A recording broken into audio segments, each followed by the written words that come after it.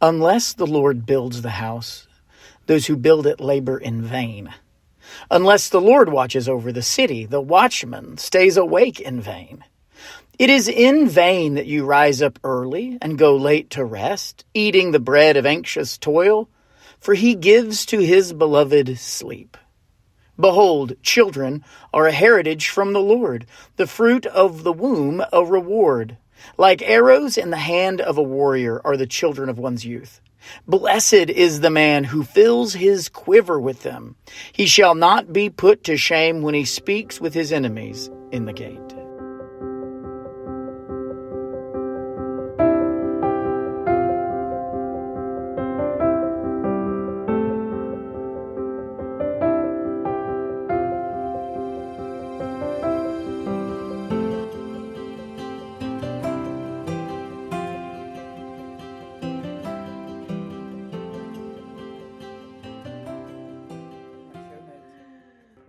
Hi everyone, welcome to the Kingdom Outpost. This is Kingdom Outpost 611 coming at you from a different room. Different room. Same Mystique. Chairs. Yeah, last week we had a power outage at our house. And next thing I knew, we were down here and I flipperooed my classroom. Because that's what we do. It's the power is out. And so let's move rooms. Rearrange things. Mm-hmm. Yeah, it was a big ordeal, but now we're here. We have a window. We're having an air problem. So if you're looking in here and saying, man, what great lighting. Look at them. It's because there's a window right on the other side. And if you see us do this. No, it's because someone's walking down the alley of the church. That's normally where people do drugs. Yeah, alley walkers. I had a friend named Allie Walker. Did you really? Yeah, Allie Walker. Did she do drugs? Probably not. No. Oh, that's funny. That's horrible. Yeah. Yeah, we hope no one walks by. What'll be funny is if people, all you people who watch this and know we record, normally on Fridays or Thursdays, Thursday, Friday, Saturday. Yeah. If you see us down here, you can start alley walking. Yes. Throwing us off. There could be all sorts of people heckling us right there from now on. Right now, we're just looking at a big air conditioning unit. I know. My view is not very beautiful. The vines are nice. The vines are nice. The air units are a little ugly, but maybe we can address that. It's better than no window. I love a window. But we are having an air problem, so we're going to be suffering today. What I want all of you to do is to focus on Leslie's upper lip and see if you can find it sweating any point. That's going to start doing it just because you're talking about it. You're the one who brought it. I would have never mentioned the air problem. In fact, when you mentioned the air problem, I was like, you're not supposed to do that. I am. That's like one of the rules of public speaking. We're like, I'm kind of sick today, so it's not going to be very good. And you're like, I'm hot already. And I'm perimenopausal. All right? My hormones are out of whack. We moved in here, and the air is way louder in here. So we had to turn it off. Yeah, it's very cold. It's normally very cold here because it's got two air conditioning vents and then but then the air conditioning unit is also in here. So we might just be like 20 minutes today. Yeah, it may be one episode in this room. And then the power will go out. 20-minute episode. And we shift to the other room. I'll be fine.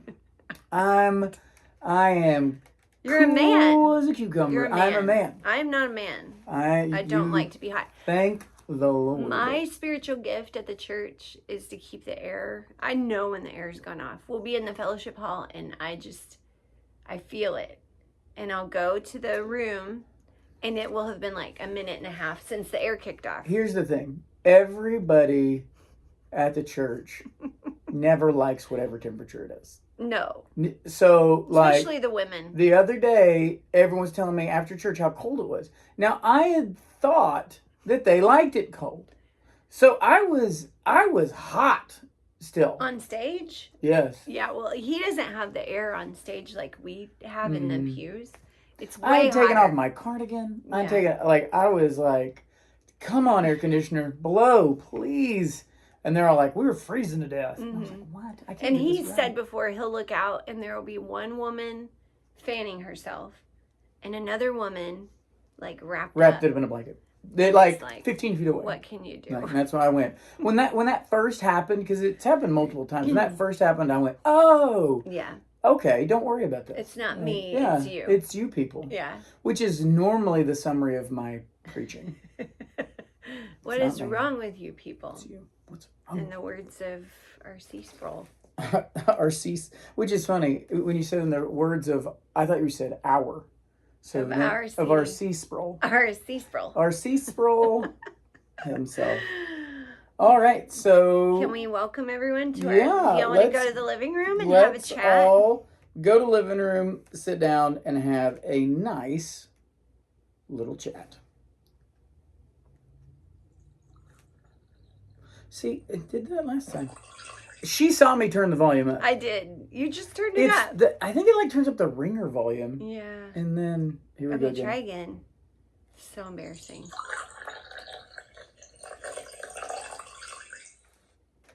Coffee for you. Coffee for two. All right, go ahead. Welcome to the living room. What do we want to talk about in the living room, babe? What happened this week? Well, we had, we tried something, and it was time for Beatrix to be done with her pacifier. It's pastime. Pastime. She calls her pacifier her uh-oh. Which is super cute. Yeah, because I think used to she would drop it and say uh-oh. Uh-oh. And then she was always looking for her uh-oh. So we haven't had a kid in a while that's been really dependent on a pacifier. Like, I think our last two, the boys, they didn't really take to one at all. Mm-hmm. So we didn't really have one since Shepherd. Shepherd had one. Yeah, oh yeah. He had the pink one. Yeah. Because sometimes Amazon will just send you whichever one. Yeah. Even though, like, the thing you picked was not that color, you're like, who cares? And, yeah. So, he had his pink. They're like mauve, isn't it? Remember his pink pacifier in his blanket with the dirty corner? Mm-hmm. And he would he put that in his nose? I thought that was Gideon. No, Gideon did the rope from his sheep. Shepherd did it because he would flip the corners. To find the dirty corner. corner. Man, we got some weird kids. Yeah. Anyhow, so Beatrix took to a pacifier, and then she really took to it. And so it's just been kind of like a long time coming. Like, it's time to be rid of this thing. And we've been looking for an opportunity. And so we were going to Chris's dad and stepmom's this week for a swim party. So the girls and I decided, let's tell her we can't take the pacifiers. Because that's what we did with our firstborn. No pacifiers at Grandma and Grandpa. Yeah, and we didn't mean, like, we're not trying to make Grandpa and Grandma look mean. We were just saying, not that Grandpa and Grandma. We weren't saying they said you can't have one. We were just saying. We talked to them, and they said, listen, no pacifiers. If you want to come. If you want to swim, you can't bring that. Because that's what worked for our firstborn when we went to church camp. We told him, you can't take pacifiers there. And he, like, took it out, threw it across the room, and that was it. So I was kind of hoping for a repeat of that. So we kind of had told her ahead of time, and then we're in the car. That's where she wants her uh-oh, in the car and in bed. She asked for it, and we were like, oh, remember, we can't have those at Grandpa and Grandma's. So she made it all the way. It's like a 2-hour drive. And then she was great. She had fun. Then it was nap time. So then she's like, I need my uh-oh. I need my uh-oh. And I was like, remember, no uh-ohs here. And I laid on the bed she was in a crib, and I laid on the bed, and I was like, let's just lay here and fall asleep. And she did. And so did I, by the way, on accident. Oh, yeah. Not a bad turn of events. So she made it through nap time. And then it was almost bedtime, and I was like, okay, we're doing great. She's over there playing in the toy box at Grandpa and Grandma's. And all of a sudden she said, oh, my uh-oh! I found it in the toy box from last time we were there in a little toy purse. She had apparently put an uh-oh and found it right before bedtime. Which is one, why we could never find pacifiers. Yeah. I could not believe it. It was like our jaws were hanging open. Like, our plan. How? Yeah, it's all backfiring. It was all working. But we stuck with it. Yes. I immediately was like, oh, wow. And I just grabbed it and I went and hid it. I don't even know where I put it. Probably in a different... she'll find it next time she's here. She'll be like, Mom. Look again. Yeah. So then it was bedtime. And she started asking for it. And I was like, remember, we don't have O's here. And she said, yeah, we do. I found it. Yeah, we do. Yeah. Yeah. So we convinced her, no, we really don't. And the thing is, it really has been difficult for her. And it's sad. It's sad to see your kid, like, be sad. And the thing that I was like, well, I did this to her. So I have That's what I said to you as well. I have been her pacifier. Like, I was like, just come on, come lay with us. And that did, like, she went from crying, and she could not stop crying. Usually she'll eventually stop, but she was really having trouble going to sleep without it. So she's been chilling with us a little more at night. Yeah, just a few minutes. So normally she gets under, and I can carry her onto bed. Yeah. So we're still easing out of it, but it's going well. Yeah, I mean, last night I got in bed and was maybe there 5 minutes, and I just picked her up, moved her over, and she slept all night long. Yeah. She woke up at, I want to say like 6. I don't know. I woke up and she was I heard her in crying, bed with us. and so I ran from the living room and just scooped her you were up. already up. Wow. And scooped her and put her in with you, and she went right back under. I never heard you leave. I never heard her. This is the way of things. It is the way of things at our house. Anyway, it was a really funny story. I couldn't stop laughing about the whole thing. But there is a cautionary tale that I've been thinking about that I could share. That's a good cautionary. Just that I knew, like, there was a point where we could have weaned her off of this, and it would have been probably less difficult. But there were also things I wanted to keep the pacifier for. Less difficult for her. For her. Not less difficult. Yeah. And so there For us. There kept being things that I would say, well, let's wait. Especially like Africa. When he went to Africa, I thought, I don't want to do that right now. Because she just goes right to sleep. And it's easy at church to have a pacifier. Plugs her up. Totally quiet. Not talking. Yeah. And then I was like, okay, we'll do it now. And then I thought, well, let's wait till we're back from North Carolina, because we're going to be on a road trip. She's so quiet in the car. And she's happy. You know, there are a lot of things to it. But what I wrote down is the thing I think always that I wish I was thinking about is their growth and good, and not my ease. And that's what you should be thinking about. That's what I should be thinking. Yeah. Because I wasn't. You should prioritize. Yeah. If I had really been thinking about what is best for her. Did you think about it at all? So when it says, when you talk about, think about this or prioritizing it, is it a matter of prioritizing and you just didn't put it as high as it should, or did you just not think at all? Oh, no, man, that's probably not good for it. I didn't put it where it should have been, because I knew it was getting like, you're too old for this. You're too dependent on this, and you don't need to be at the age you are. It's time to level up. And I could feel it. I could see every time I looked at her and she had it, it would just like, we've got to get rid of this. We've got to get rid of this. But then there would be that thing like, I'm not ready yet. And so it was just a really good thing to experience again, even as a 7-time mom. There's still little pockets where we do that, and it's very regrettable afterwards. So you can, I wrote it down here, steal from today and pay tomorrow applies in so many areas. Like that, dental health, like making sure you're taking good care of their teeth, or you're going to end up going to these long ordeals at the dentist or being too heavy on screen time. You're eventually going to have to deal with that. You can't not deal with their fitness. Yes. Yep.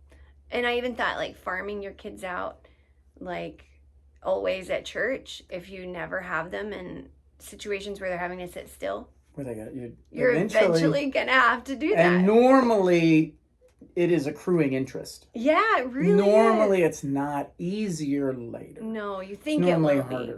Be. You think, and that's what the pacifier was. It was way harder on her than I think it would have been. So it's way harder on two people. Yeah. It's not, so we don't do it because it'll be harder on us. Right. And it's actually easier on them. By the end, it's even harder on us than it would have been earlier, and it's harder on them. Yeah. Yeah. And it's just so true in so many areas. It's just a bad idea. It is. If you see it, deal with it. It's like do the hard thing. Do the hard thing and do it now. Don't plan for the hard thing. Don't say you'll get to the hard thing. It's like we've got a rule in our house, or just an aphorism. Don't step over trash. Like if you see it on the floor, it takes a second to bend over and pick it up. And like, just even think about how many times have I stepped over to avoid this thing that I just bend over and it'd be done for everybody. Yeah. So yeah, deal with it right away. And to remember in terms of your kids, you know, their struggles are your responsibility because they're children. That is your job. So if your child is is stuck on a pacifier, it's not the child's fault. If your child is fat, it is not the child's fault or their genetics, or it's just you just don't have the self-control or the stamina to just say, no, you're gonna eat this, you're gonna stop eating that, or you're gonna put that down. No, you're not gonna watch screens. I'm gonna have to maybe entertain you, fill your tank up, whatever. It all comes down to you, not them. But we'll make excuses for why we're not doing our job. And in some ways, we blame the child. So she's going to make it harder for me. And so eventually she'll make it easier. Yeah, and that's just not, it's just not true. It's not the way you should think about parenting just in general. I mean, these are kids. Like, they don't know they don't know they need to be outside in the sun sucking up rays and working their muscles. They don't know they don't need to eat sugary food. I mean, it tastes great. They don't know all of that stuff. And yet we act like, oh, well, they disagreed with us on it. So I guess that's what I've got to do. They loved it. I tell you what, he'll eat 5 plates. What's the next word that comes out of your mouth? If you let him. Well, don't let him. Right? Because all of these things end up, your child reaps them and you reap them. And it really at the very forefront, it is just a matter of you choosing to overcome your flesh. You're tired. Like, the thing I hate most when I see it, especially in myself, is like couch parenting, where you're just like yelling their name instead of just getting up and dealing with the child, like doing the like 10 warning, like, Peter. And what happens is, they are a picture of what you currently are. So they don't have self-control in their eating habits or their TV habits or their whatever habit, because you don't have self-control in your parenting. To get up and do the hard thing. To do the hard thing. Yeah. And so they're doing the easy thing. So they're becoming you, but just in whatever outlet you're allowing them to do. So take care of being the parent, and because your children are, I mean, it's one of the things that she was so sad about. She was like, I made this hard on her. I did it because I didn't handle it. Like, it was a hard night and she cried because I didn't do it for her when I could have. And we need, but here's the thing, because we like to make excuses for that, the time to address it, if you have failed in that, is today. Yeah. So the problem, like, if you're hearing this, you might be hearing this like, my kid's this, and I do that. Oh my goodness, I've done that with this, and I've done. We've done so many things. And so that's we were giving you like we give examples and examples of this. But the point is, today's the day to fix it. It's not going to get easier You for can them. be faithful And it's today. not going to get easier. However hard it is a hard that you made it. Mm-hmm. And you got to own up to that. Mm-hmm. Because the other thing is to just wait till your kid is an adult Mm-hmm. and let them deal with it. Yeah, hopefully they'll figure it out. Yeah, but you've trained them not to be disciplined. You've trained them not to do those things. And they're going to do what you train them to do. Right, and that's so and they're going to be a type of parent like you. To be clear about, don't feel shame. Don't sit in your guilt. Confess it. Confess and be faithful right now. Get to work. Like, and it's going to be hard. They might It's still going to be hard. have the things. Yes. Like their body might still not be active Yeah. today. I don't want to stop eating. Yeah. You know, it's it like, might take a while. Yeah. I love my screens. Yeah. You know, all those things. You've got to do it, or it'll never get done. Certainly don't place it. And you don't can place be it on there. faithful for their sake. Mm-hmm. For their sake, be faithful today, and just get to work. Yeah. Yeah. Go. Oops, I should have handled it. But Yeah. I mean, if you'd have sat and we'd have cried and been like, "Oh no, it's so hard for her." So bad. Give her the pacifier Yes. back because it was a hard night, which would have been super easy, and we'd have been right back, and it would have been harder for her again in the future. Thank my girls. It's so good to have like some accountability and. She doesn't get this from me. No accountability. No. No, well, I'm home with the girls. No, they were actually part of this discussion. And they were like, not home. they were like, Mom, yes, it's time. And Mom, don't let her. Mom. Because I even thought about putting one in the bag just in case to take to the city. There was one in the bag. Oh, maybe I did put one in the bag. But I didn't know if you put it there. I thought maybe you didn't put it there. And it was there. When I was looking for your headphones. Oh. I was like, ooh, I hope B doesn't see that. Yeah. But Betsy, they both were like, no, do you think that's the one that she found and you just hid it in the No, bottom I of the think bag? I saw it in the bag of clothes. Oh, okay. So we have a lot of pacifiers if anyone needs one. Don't order them out of Amazon. Anyway, and this is not like a rule on pacifiers. Like, we love pacifiers. We've used them. I think it's a great help if you want to use one for a baby. But this was on the timing, like... There comes a point where you know your child. I just knew. And you know this child cannot have a pacifier forever. Right. So, I see this becoming a thing. It was becoming a thing. And so when I recognize it becoming a thing, that's when the decision has to be made. Right. And the first time you saw it becoming a thing, you went, I'm not ready yet. and so we let it kind of build up, and then we had to pay the piper. But I am getting to cuddle her, and she's so happy when she gets in bed with us. So it's not all bad. Today we were in bed, and we were waking Mama up, and I said, B, do you wanna go with me and make Mama coffee? And she said, no, I want you. And she grabbed my hand and put it on her chest and wrapped her two arms over it and laid back down. And I was like, and she had a little smile. We could see. I couldn't see the smile. You could see I the could smile. see it because she didn't have her uh-oh in her mouth. She rolled away from me like this with my hand. I was like, well, I'm not moving. Yeah. I'll be there all day. B, go get the coffee. You yelled it from the couch. Babe! No, I was like, I want to cuddle. But she was all about you in that moment. She kind of turned away from me. Yeah. She it was remembers cute. what you did with the pacifier. I don't know if you heard her. She was digging in my drawer while I was still waiting for the coffee. And the pacifiers. Was that a dig? No, I. You cleared your throat like it was a dig. No. I was supposed to catch. Was it a dig? I don't know. All right, here's what happened with the coffee this morning. I got someone's help making the coffee. Who? Because Betsy. So I was like, hey, Betsy, I was doing this. I was going back and forth trying to wake you up. Make your children make coffee. I know. I was like, hey, Bets, can you, it shows how little I do have my children make. And she was like, what do I even do? Yes. So he makes my coffee every morning. So I was telling her, and then I went in there to Leslie and was like, hey, coffee's on its way and all this. And so she was like, excellent. And then I was like, you want me to go get it? And she was like, okay. So I hopped up and I went in there. She hadn't plugged it in. So I was like, oh. And she was like, you didn't tell me to plug it in. And I was like, okay. I had that moment when I was curling my hair today. You didn't plug it in? Well, I went to curl my first curl and was like, oh, I forgot to turn it on. So I went to turn it on and it wouldn't turn on. I was like, oh, great. It's broken.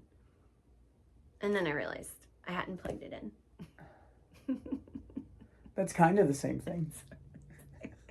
The neuron. Yeah. Let's take this route. Oh, good night. This is the worst. It's broken. And what's crazy is she'd already ordered a new one. This brand is She the ordered worst. She ordered a new one. She wrote a bad review. Yeah. That's funny. But you got your coffee and everything was okay. And I curl my hair. Oh, What's funny wait. is, for me, I'll be honest, coffee is her pacifier.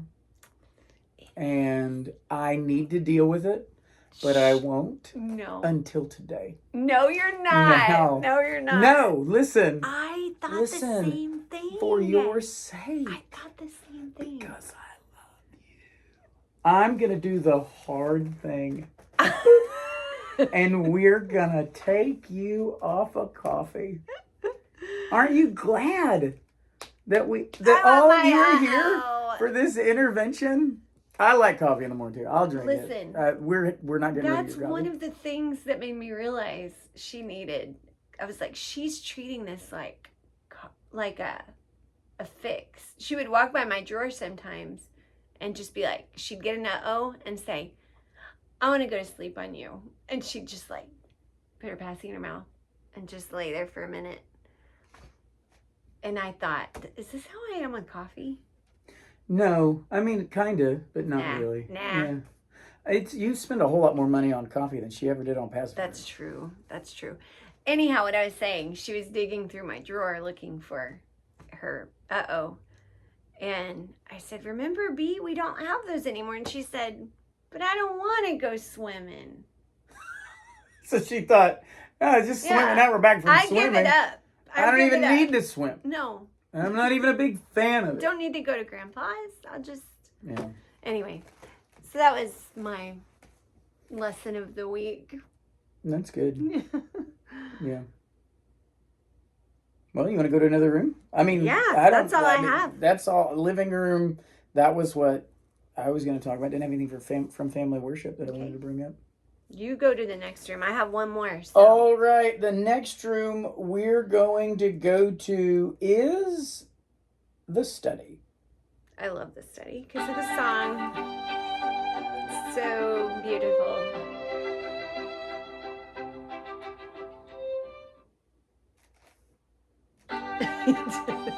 I feel like it just raises the bar. It does. It certainly raises the brow.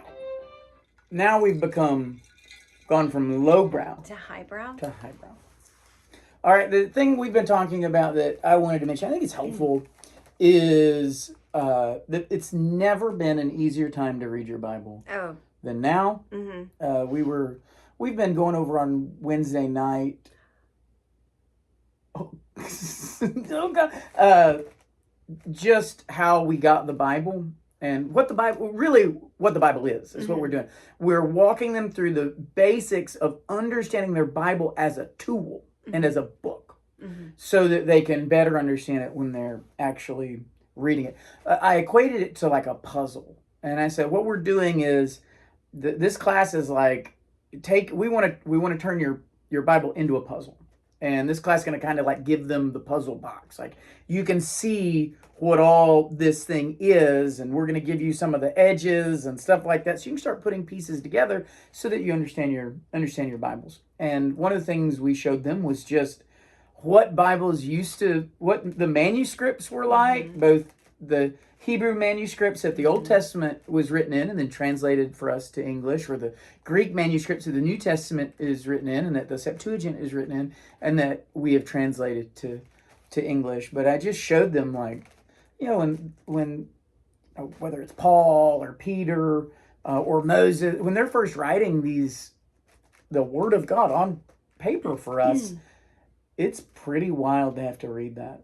It's good to see it. So we saw imagine all caps, no spaces in between words, no mm-hmm. paragraph breaks, no periods, no chapters, no verses, certainly mm-hmm.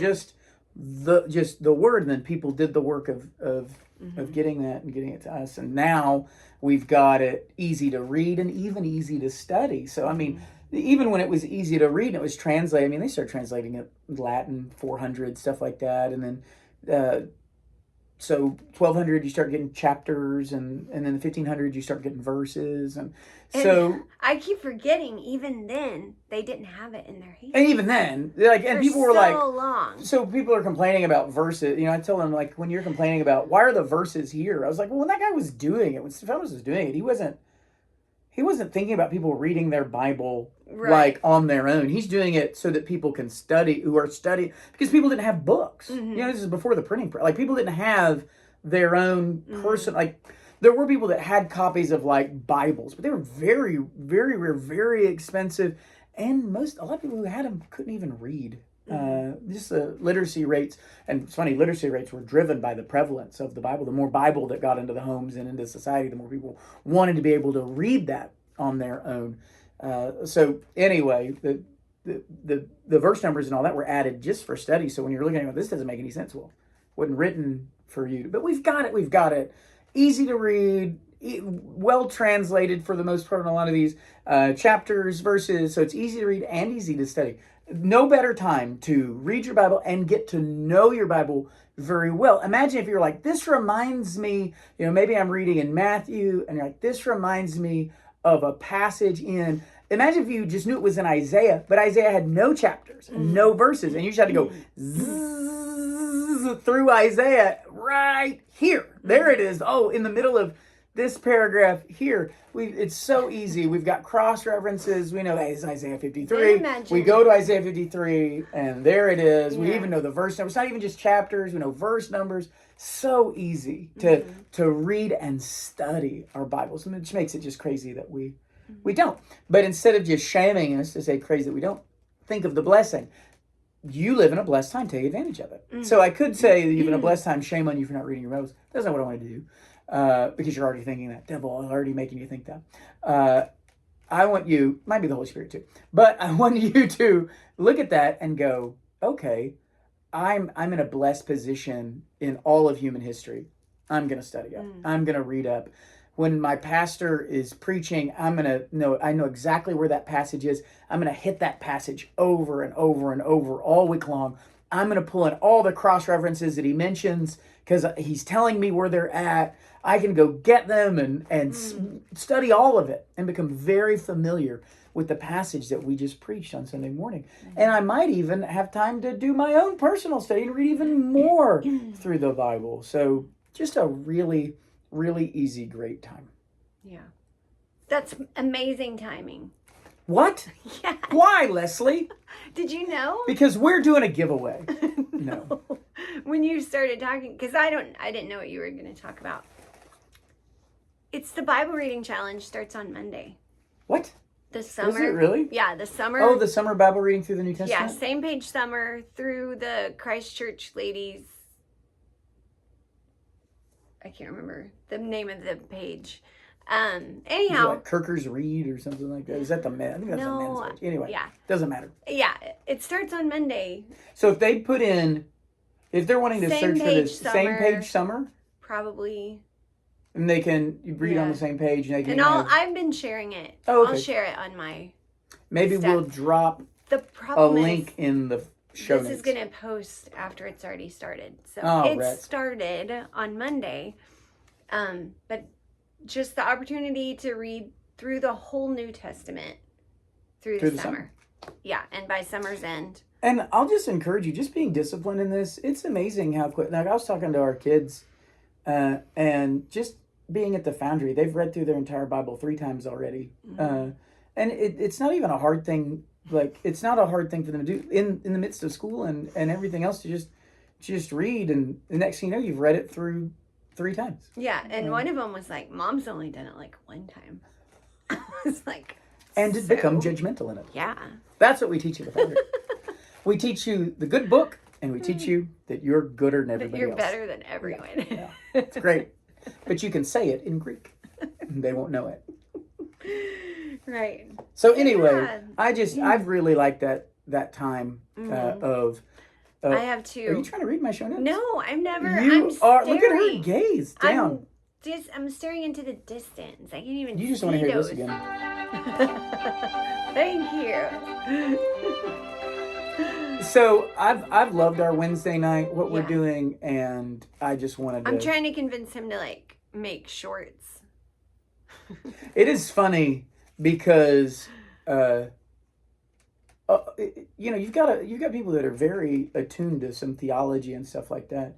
But their basic truth is just how we got our Bible, and even words that we use like Bible. Like, I had no idea. And I remember when I first said it, I was like, "Are we sinning by calling the Bible something it never calls itself?" And people were like, "What? Wait, what?" Like I never even thought about. Like, is it wrong? Food for thought. Is it wrong? Like, like what are you gonna do? What are we gonna have to do? Mm-hmm. But to walk through just the history of these things and to see the union of the church throughout time and the advancement of Christendom over the world is just encouraging. And then to get to be a part of that, it sort of spreads you with the people of God and not just you in the book. Here, it's you as a part of God's feeding of his people. Mm. Yeah, that's great. Yeah, maybe next week we'll tell you what we talked about with the Old Testament. Mm-hmm. Yeah. Or you could do the shorts. I could. And just post them, and you could just I think it's going to be great. Yeah. Okay. So that's what we're studying in the study. All right, where do you want to go next? Kitchen. To the kitchen. I have a prop. Or show and tell. I was like, a prop. Eggs are ready. Do people... Why is it called an egg timer? Did they time the eggs? I never thought about that. I think it was the shape of an egg.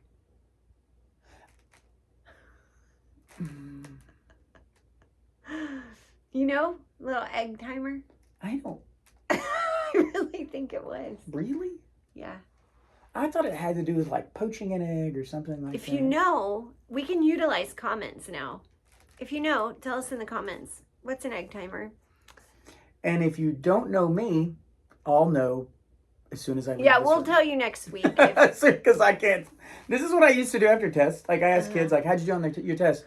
And they're like, I don't know. And I'm like, yes, you do. Mm-hmm. You know how you did because were there 5 you didn't know, or maybe 2 you guessed on, 3 you were pretty sure. But as soon as I left the test, I knew exactly what ones I'd missed. I knew because I would immediately run and look up the answers. Never did that. I went straight to the mall and wrote a hot check. That's a true story. It's true.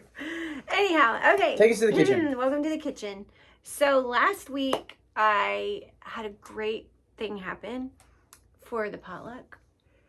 I've been making this Grandma Bessie's mac and cheese for quite a while now, but I found a way to make it to use on a Sunday lunch. That was super exciting. Oh yeah, that was interesting. Yeah. So this is a great cookbook. If you're listening, it's Soup Night Slapdashery by Rebecca Merkel. I don't know if you can get it at Amazon or just Canon Press, but canonpress.com. This is a really great book because there are not many big hospitality resources out there for how to cook for a big group. Like you'll see, like you can search for big group pasta dishes, and it'll be 12. How to feed 12 people. Sometimes you need to feed 50 people.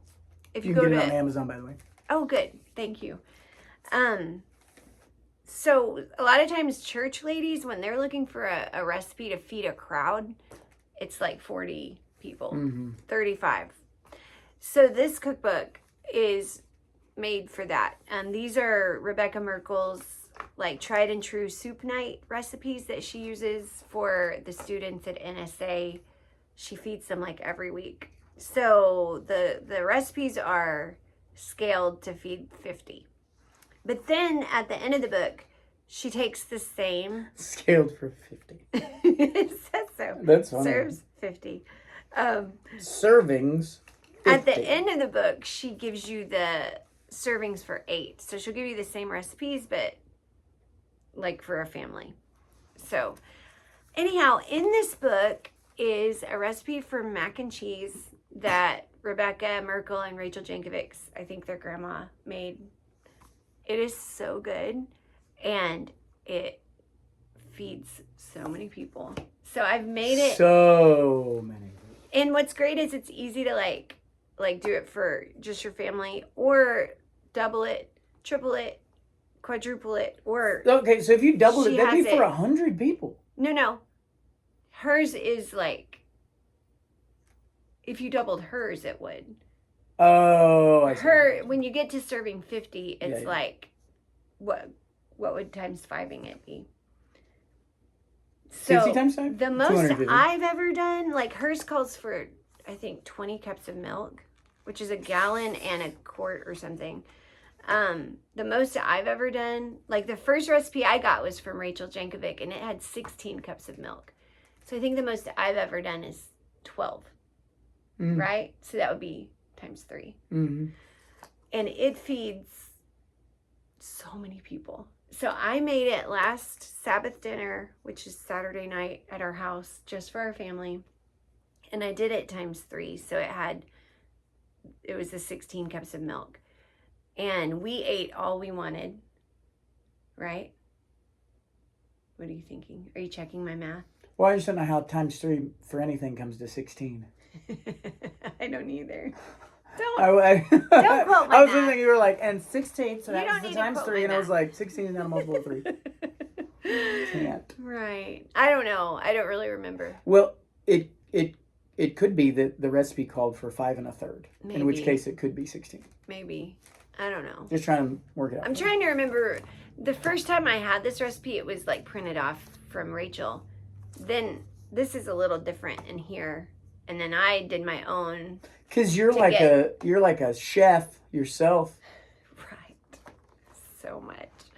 So anyway, here's the exciting part. Aside from There's more. aside from just you need this cookbook and because you need that recipe. It's that good.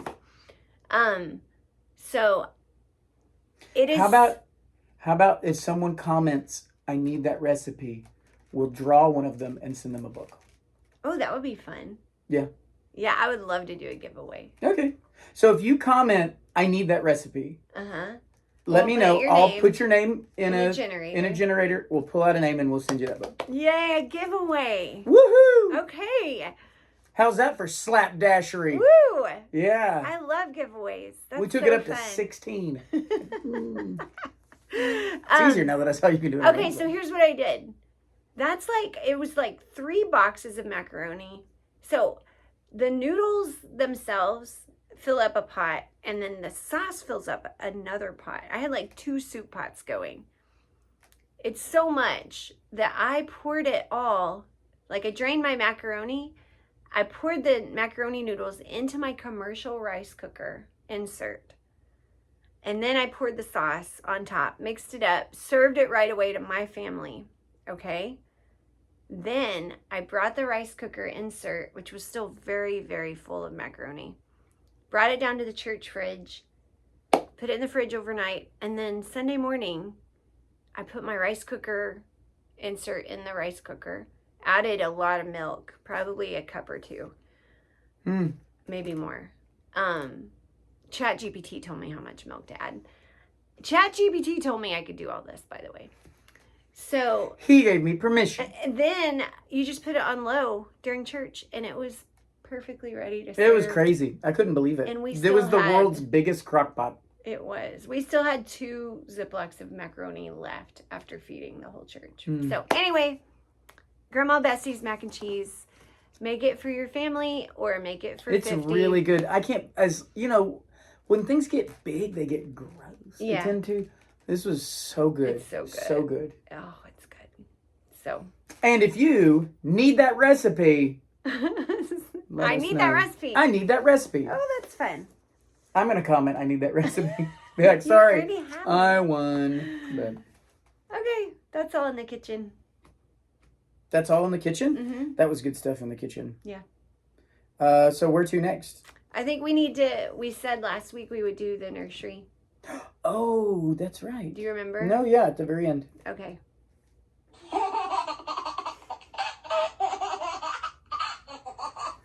That's such a cute baby. Yeah. All right, so what our nursery lesson for this week from last week Mm-hmm. is, how should I title this? My title is "Don't Trans Your Kids." Right. All right, so that's my title. That's your clickbait. Yeah. The idea is don't, and this is especially true for boys. I think we tend to do it for boys when it comes to their spiritual growth and assessing that and analyzing that, because we've grown up in such a mushy gushy Christian age, and you can see it with the sloppy wet kisses and the church song and stuff like that. And how many of us rededicated our lives? Multiple times. How many of us got baptized several Multiple times as times. teenagers? And so we can lay on our boys the expectation that their spiritual life would look like that of a woman. Mm-hmm. And so that we are expecting very emotional and outward signs of these events, which you don't. I mean, the disciples aren't walking around crying and hugging each other all the time in the Bible, and it's just not there. And so you've got boys, don't stifle their spiritual growth by them having good, legitimate, masculine spiritual growth, but you questioning it because it's not girly enough. That's unfair, and you don't want them to respond as women. Yeah, and what's really helped me is if you picture the actual godly men in your everyday church, they are manly. Yeah. They're not. They might. They might sit in the back of church. And they're good dudes. Yeah. Like they're not back there they going. They love the word, and they may not be like this, during the sermon, but but that they hear it and they are listening, and they may not even be taking like copious notes. When I'm telling the guys what to do, I say, you take 5 notes, you're good. 5 things, maybe 6, just one for every day of the week to bring something up. You don't have to be able to, and it may not even be the points of my sermon. Like, just, you're doing your manly job, you're being quick and clean. I want to talk about this and this and this and this and to this. your family. To your family and family worship. And so you do that, you're good. Like, I don't need to see that you can completely regurgitate my sermon. And sometimes, and this is parents, we have to learn this, especially for the ladies when their husband is preaching, right? Because he's up there, and so they're seeing the notes, and they're taking, the girls are taking you're not taking any notes because you're corralling, but to have those expectations for the boys that are male expectations, even in their, like, there's a good thing to just a faithful, trustworthy young man who just toes the line and does what's right, keeps himself. Like, you can count as fruit. What does the Bible always call young men? Well, and I'll tell you, if I see a struggle in a man, it's this: self-control. And if you've got a young man who is self-controlled and all the, and growing in self-control, and you're yearning for them to lose it. Just lose it in front of me and cry. Talk about how much you love Jesus. Please lose your emotional control, and that'll show me that you're really a growing Christian. It's like, what? Where did this happen? I never thought about that. Yeah, and instead, they're growing in their self-control. That's fruit. That's a big fruit. The big fruit that only comes from the Spirit. It's not a fruit, and that's what we'll do. We'll go, oh, that's just what boys can do. That is not what the Bible says. Self-control is a fruit of the Spirit. That is so true. And they're growing that fruit, and we're like, no, we want you to grow this fruit. And we even look for the spiritual disciplines that we were kind of drilled into us, like they're not memorizing scripture, or they're not. And the spiritual, the spiritual disciplines are good. We're not negating the spiritual disciplines at all. Sometimes all we're looking for. We're just looking for the disciplines. Yeah, and not the fruit of the Spirit. Yeah. Yeah. Good. And those spiritual disciplines will help them grow. Exactly. More fruit. Definitely. I'm all about the spiritual disciplines. Yes. But to equate them and say, that's all I care is I want to see this. And I want to see it at a girl entering into her diary level. Yes. That's what I want. That's where you get a problem. I want And it's Hermione Granger. Yes, and the reason I bring this up to women is not because women are the worst, but because we live in an age that you're not going to have that trouble with girls as much. Because it's going to be a natural sort of inclination of theirs. Yes. But we've got this feminized age, and you're going to, if you don't know not to expect that. And so that's why we do the clickbait thing, because you need to know, don't trans your son. Don't want your son to be a girl. And... You know, I started kind of keying into some of that when I would lead the music at VBS. I used to try to like everyone do the get motions on the stage and sing, and there came a point like there were obviously uncomfortable boys, and I remember seeing their teachers like trying to make them do it, and there in came some a point, cases like 12-year-old boys, yes, doing like interpretive like. And I would let the boys just sit. I was like if this doesn't float your boat, I'm not going to make you. Because I actually applaud you. I like that you're sitting there being uncomfortable with this. Being the black sheep can be a good thing. Where you're not just going and doing what everybody else is doing. You need, the lady teacher does you. You need men.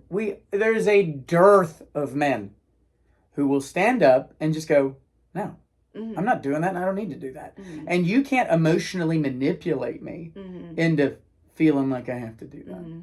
Like that's the type of men that we need. Yeah. So and it starts when they're little. It does. It's like, what in the world? This room just started making a noise on this. It starts when they're little, and getting that into place and not killing it, because a lot of times they'll naturally do that and we'll kill it. Yeah, we'll kill it. We talk about this all the time with, school naturally killing the boyness of boys and just telling them they've all got ADHD and put them on medication so they don't want to move around like boys. Like that's already they're already dealing with that, but you don't.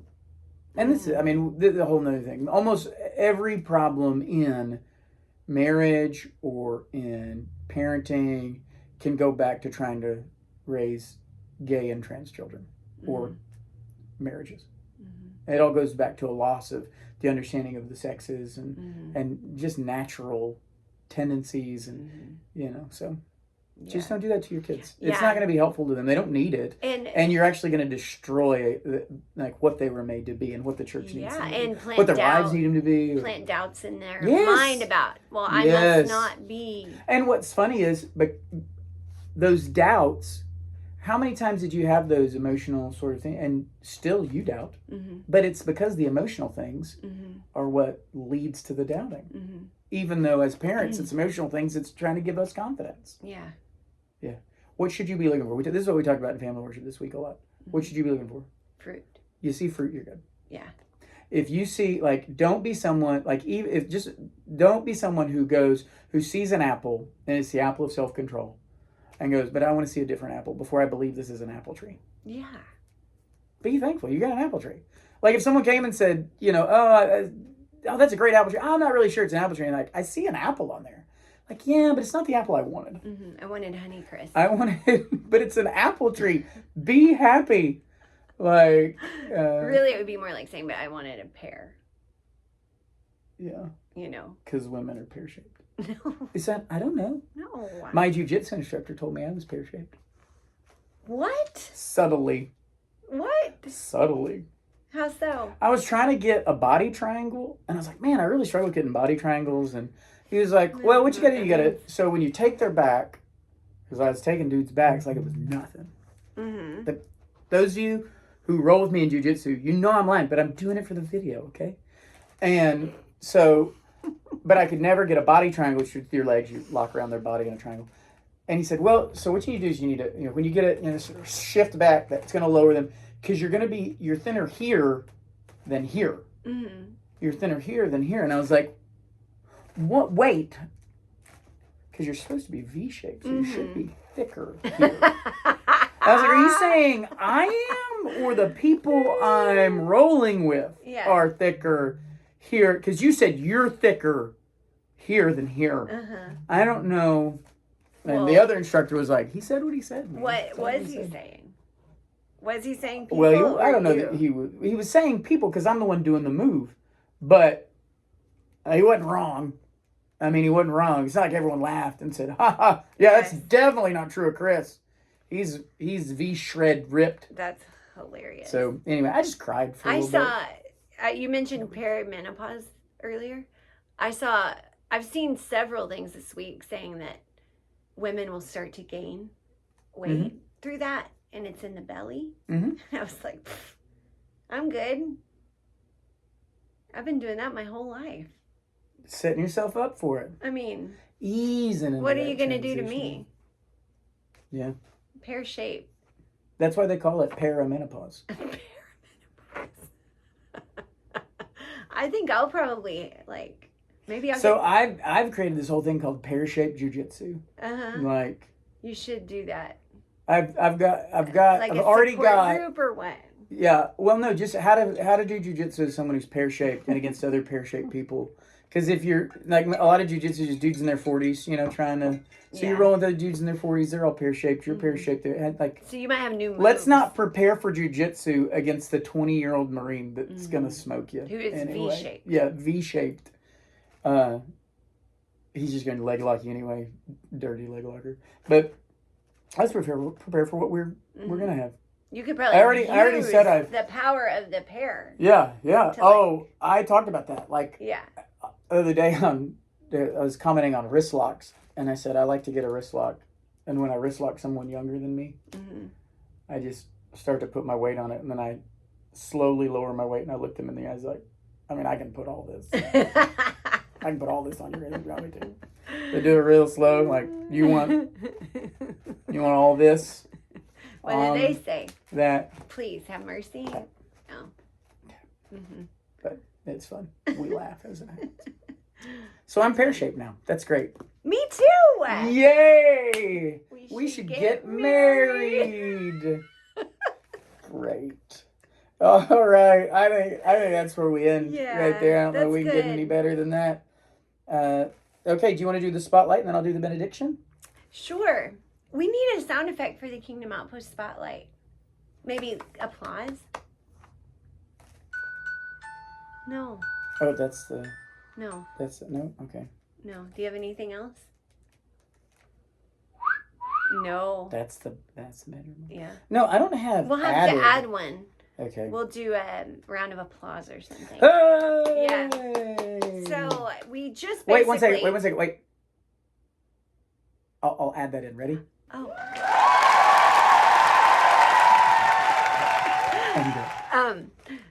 We are still, our last call for Kingdom Outpost Spotlight nominees just went out.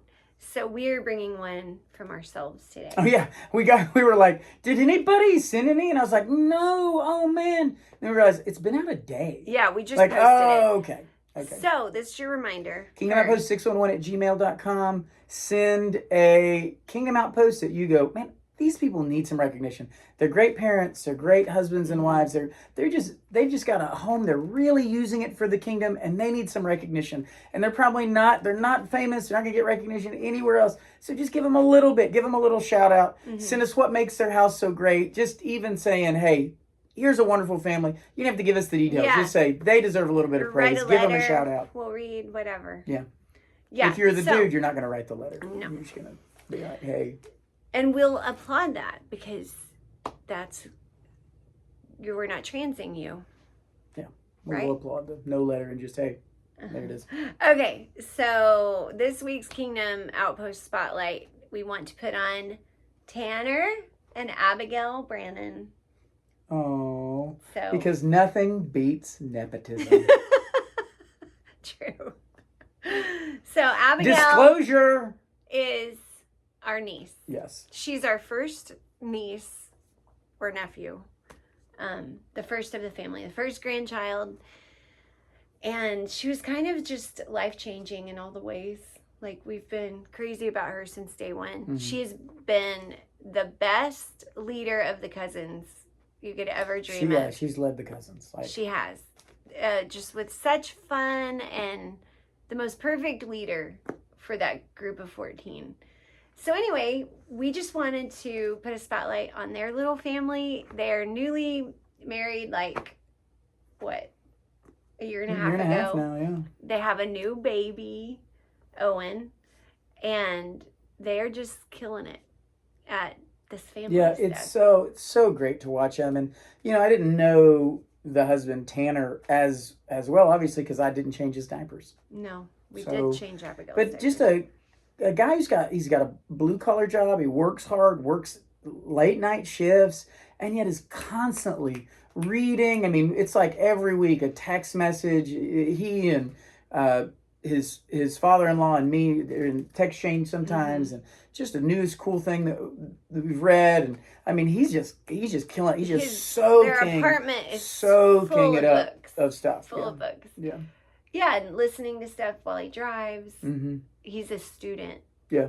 Of the word and of good theologians. And in a way that like makes me go, golly, I got to read more. I know. I got to read more. This guy's soaking up so much stuff. Yes. It's so funny. Like you get to a point where you really are at like max what I can take in terms of, and these other guys are just, they can soak in so much. It's so, it's fun to and watch. you love to see really it when is. someone's taking advantage. Yes. When they can. Yes. Like that. Especially when they're married to my niece. Yeah. Thank you, Lord. Thank you for Tanner. Thank you so much. Yeah. And he is not pear-shaped. No, he's not. He is not. No. He's like big muscle. Like almost like a 180 degree. Like a split V. Yeah, guy. It's the worst. The worst. But their family's the best. Back to Abigail. Which is basically what her life was like. Right. And now back to Abigail. Yeah. She, as a new mom, she's a young mom, but the way she's just taken to the natural things that God has written for humanity. I think you had a good insight on this the other day. Yeah. Seeing the difference. And there's a few girls that I'm watching who are in the same situation as Abigail. Compared to like what I went through, like, breaking through all these tangled up worldviews about marriage and motherhood and needing to go to college and getting to experience things first, watching these young women just waltz beautifully into their roles as wives. Yeah, they're not having to like, what I think of is like having to throw yourself out of a thicket. Yeah. All these vines like from the Sleeping world Beauty and briars. And then you come out and you go, but it takes you years to get through that. Yes. As opposed to this, which you are not in the thicket. No. You're just naturally walking the path. And confident. Mm-hmm. The confidence of like, I'm happy to be a wife. Yeah. And I'm so happy to be a mom. And just toting this baby along wherever. It just blows my mind. I was crazy. Her first babysitter, and I dropped her on the floor. He did. I didn't drop her on the floor. You didn't drop her. She dropped herself on the floor. You let her roll. Yes. We were laying on the couch having a good time. She was a very expressive baby. Mm-hmm. And she was just laying there talking. And I was like, and then she just went, ugh, and threw it. I was like, ah! And I was like laying on my arm, so I couldn't catch her. And then she fell on the floor. And she was fine, but I was not. I was like, well. And But what did I do? I admitted it. You admitted it. No one would have ever known. Yeah. And you fessed up. I was like, right away. Well, Abigail fell on the floor. So. And I was also. But the table was not that tall. It was not a table. And it was probably onto a rug.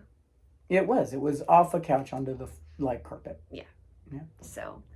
Onto a cloud of pillows. I was also her first babysitter in a way. Well, that's because I lived with her. Mm-hmm. And one time when her mom left Abigail with me and my brother Jerry.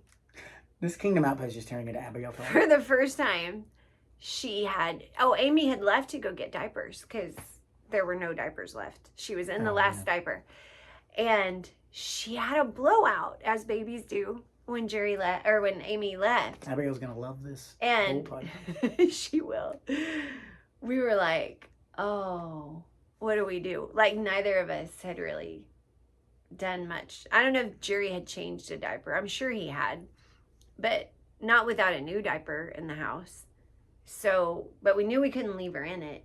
So we changed her, threw the diaper away, probably all the clothes too. And then we were like, what do we do?